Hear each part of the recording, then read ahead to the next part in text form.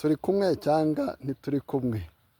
Ubwo turi kumwe ni Peter Claver Rurangwa, tuganira kuri filozofiya cyane cyane ya Spinoza. Ni gute twisanze ahantu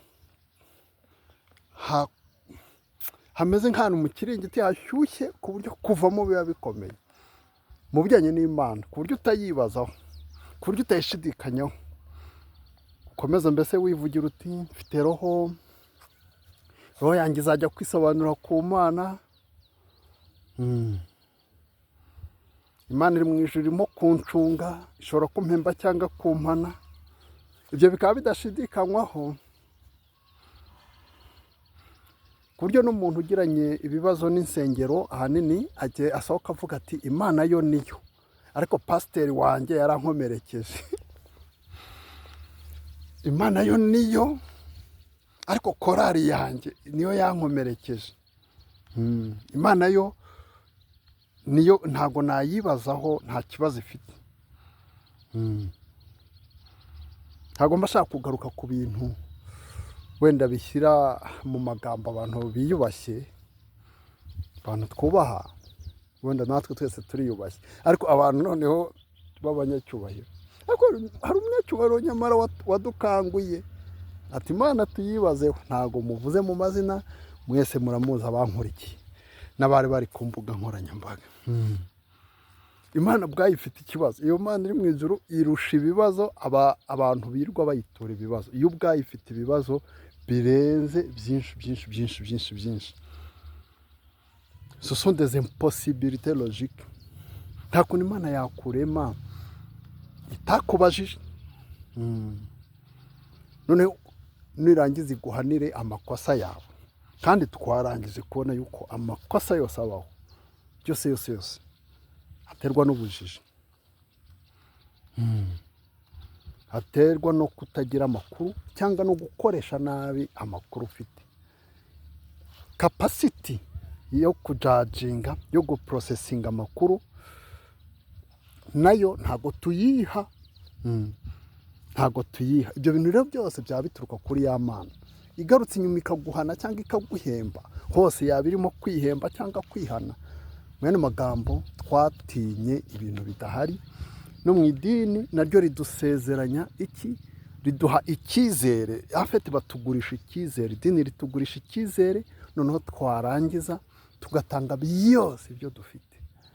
Ikimenyetso cy'uko dutanga byose uko ibyo dufite, niyo utayiha amasambu, uyiha iduka, uyihe diplome yawe, usigara warayihaye urupfu rwawe, yarafashe urupfu, ukariha igisobanuro.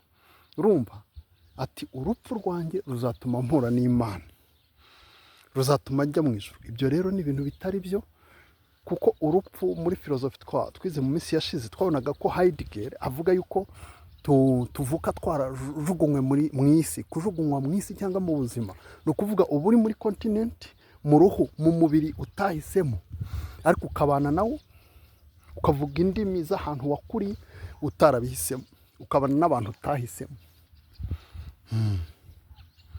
Uwo ni Heidegger avuga umuntu wajugunywe. Ariko noneho iyo utangiye gutekereza ku rupfu, ukamenya yuko urupfu we avuga yuko ubundi umuntu iyo atekereje ku rupfu akiri muzima, ahita atangira gukora project y'ubuzima bwe. Akavuga ati ubuzima bwanjye agakorora karaje, ariko ubuzima bwawe turakomeza tuganire. Ubuzima bwanjye nta gisobanuro gihari, ariko reka nkore project. Atari project yo kubaka amazu, kugura imirima, korora, ibyo ni bisanzwe. Ariko project y'ubuzima, guha meaning ubuzima bwawe na purpose, kuko nta purpose ubusanze bufite. Urupfu rutuma uha meaning ubuzima bwawe. Ariko noneho amadini ahita rukwiba. Mbere yuko bakwiba amaturo n'iki byose, babanza kukwiba urupfu. Urupfu bati ni irembo ry'ijuru. Ntabwo ari irembo ry'ijuru.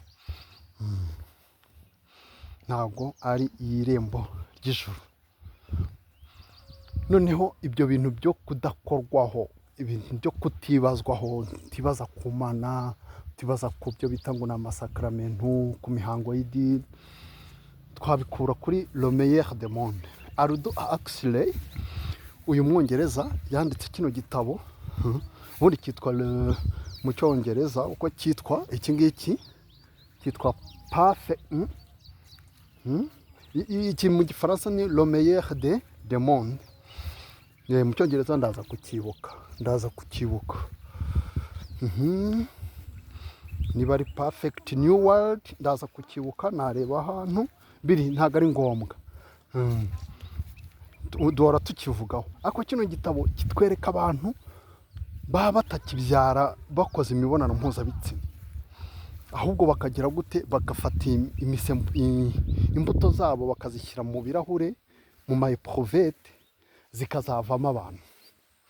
Noneho abantu bitewe n'uko bamwe bazaba abaturage gusa basanzwe atari abayobozi, bakajya bafata yaba ari amavirusi, baba ari alcohol, bagashyira muri ya magi yabo kugira ngo bazabyara abana batibaza kuri society, badatekereza ibintu byinshi, ubashyira mu ruganda bagakora gusa.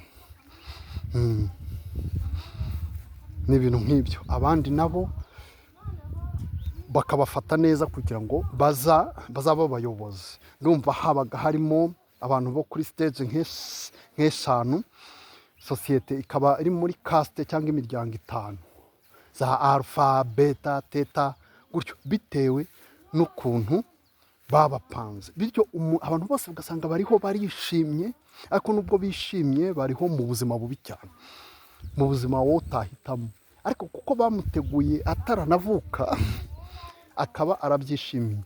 Idini twakoresha icyo bita conditionnement. Idini naryo ridugishyira muri conditionnement, ukabatizwa ukiri muto, ukabona iminsi mikuru yose ibaye iri around church, noneho ukazibwira ko ibyo bintu ari ibintu bidakorwaho, byashyizweho n'Imana, ariko ni ibintu tuba twarihimbiye.